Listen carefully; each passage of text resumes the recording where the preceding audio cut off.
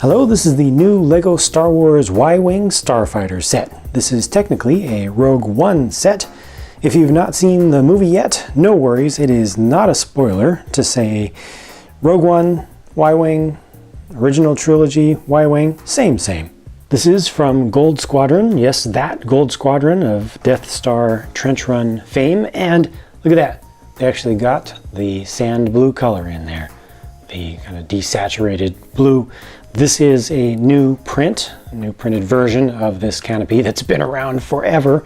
The mold has been around forever, but new print to get that color in there. And then behind that, they actually built it up with sand blue pieces, a little bit of trans black or trans brown, depending upon which system you use, to shape up the canopy a little bit more along the side. And for, I believe, the first time, at least in the minifig, amongst the minifig scaled ones, they've tried to elevate the shoulder or cheek line, maybe you could call it, along the side of the cockpit there, you know, to get a little bit more of its aggressiveness, but it still does not have any printing along the side of the canopy, and I think that's the one thing that remains quite lacking and missing from these to really get the smaller individual window look. Still able to rotate the turret up on top. Your astromech fits in there.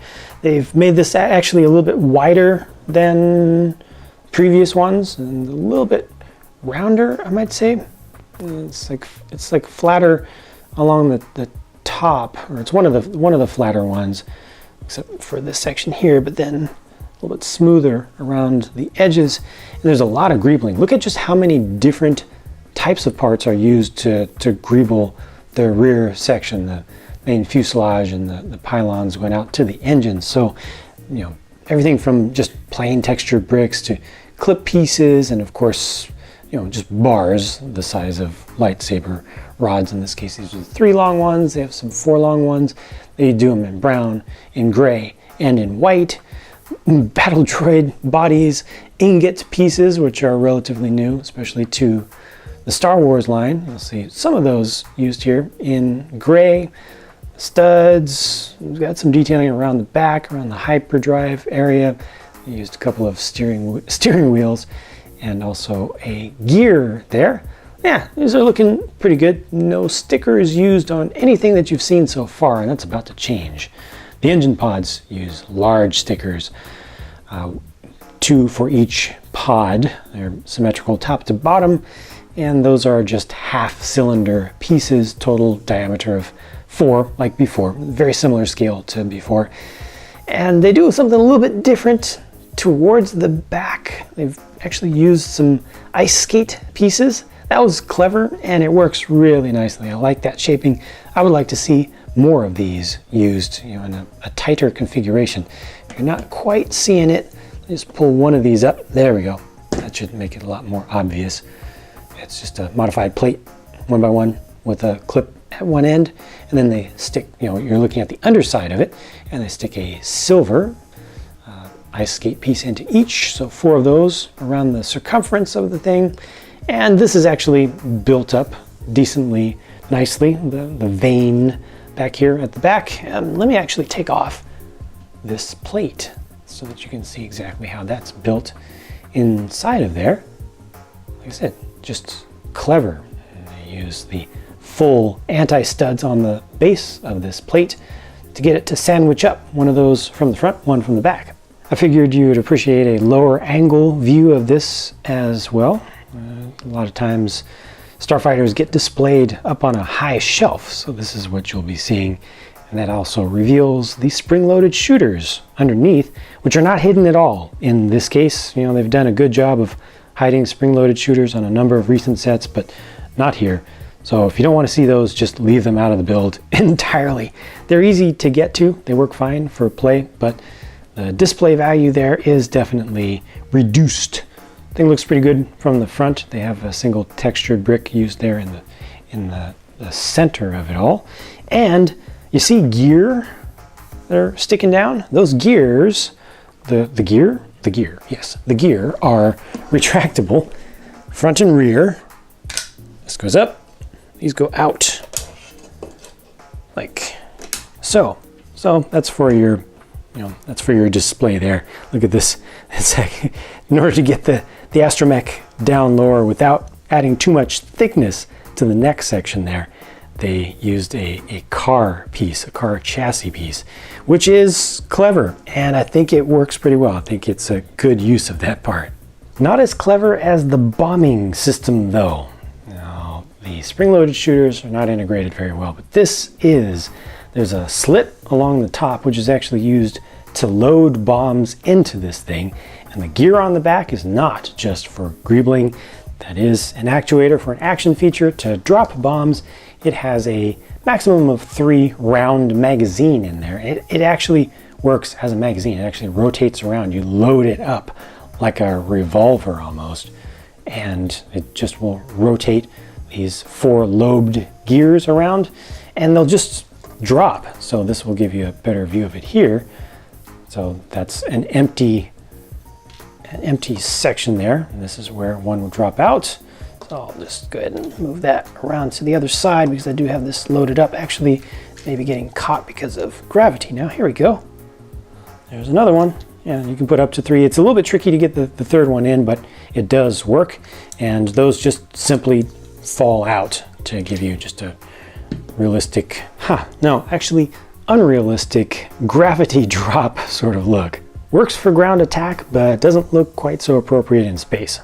Here are the first 3 of 5 minifigures officially from LEGO. The one on the left is just a generic Y-Wing pilot, though you may be able to trace the markings to a specific character from the movie. If you're able to do that, please do feel free to leave a comment down below. The one in the middle is actually a named character. That's Admiral Radish. Radis. Sounds like radish when you say it. One of the new characters introduced in Rogue One. Supposed to have a different color scheme. You know, represents a different variant of Mon Calamari. I guess they kind of have sub-races that have different skin tones. And on the right, LEGO has not given that an official name. The astromech there, I think it's an R3 unit. I may be mistaken on that, but they just refer to it as officially Rebel Astromech Droid. I'm quite certain I did see this in Rogue One though, and I didn't recognize it. I saw it in a ground scene, not actually in the fighting scenes. I was too busy looking around corners and in the backgrounds for small cameos of little ships.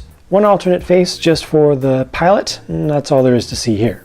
And wrapping things up, on the left is Moroff, a rebel fighter who got very, very little screen time, and on the right is just a generic stormtrooper.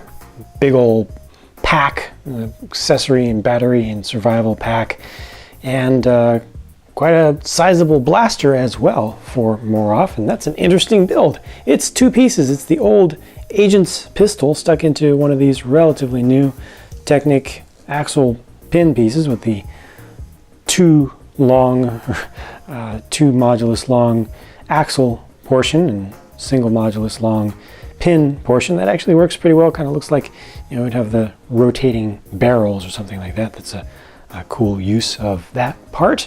And there's just a little bit more to be seen if I take some of this stuff off. See, Moroff is actually fuzzy beneath his fuzz, and you may be surprised by the face that they gave to the Stormtrooper in this case. Or not at all, not in the least bit surprised. It's Angry Clone again. Of course it's Angry Clone. What did you think it was going to be? You thought it was going to be Angry Clone. I didn't trick you. I failed. Well, I tried. Interesting, at least here, is that they use dual molding for Moroff.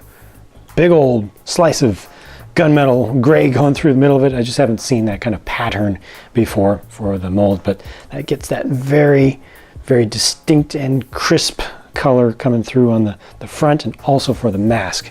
Set also comes with this little weapon loader and weapon cart or tray kind of rig. It's articulated at the center, and you can also just leave this section representing kind of a trailer behind. This is the crane area. It's all supposed to be hovering, so they've got inverted tiles in clear on the underside. Slides around very nicely and easily. And when you detach this, because they have the hoop over here, you can connect to that Use that to lift this up. You want to detach from here where there's a clip that makes it easy to take this whole plug of 2 different types of munitions away, and just use that for posing in a diorama, or useful for play to actually take it over to the Y-Wing and try to load the munitions up. Also, alternately, because this is only attached from one side, you gotta angle it up like that. Just another posing option. There's also some Auerbesh under here, and I'm not good at Auerbesh, so at all, obviously. I'm not even recognizing which way is up. That's embarrassing, but I just don't. I've never tried to learn the language. I'm not that ashamed of that. Well, maybe someday I will. But this is a printed piece actually here. It's one of the ones that I believe is specialized to Star Wars sets. I think I've only seen it in Star Wars sets up to this point. It's not the other one that's more common.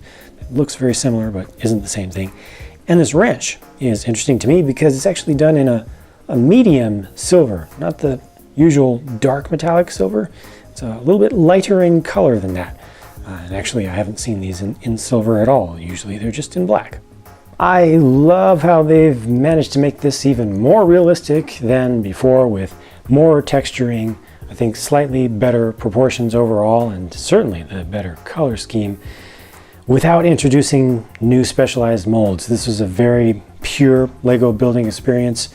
Had some interesting techniques used, but nothing too tricky. The most interesting stuff to build and behold was the mechanism for dropping the bombs. But as far as what you see here, which is what's most important to me, is seeing this on display, whether I'm holding it in my hands or just leaving it on a table or a desk or a shelf or something.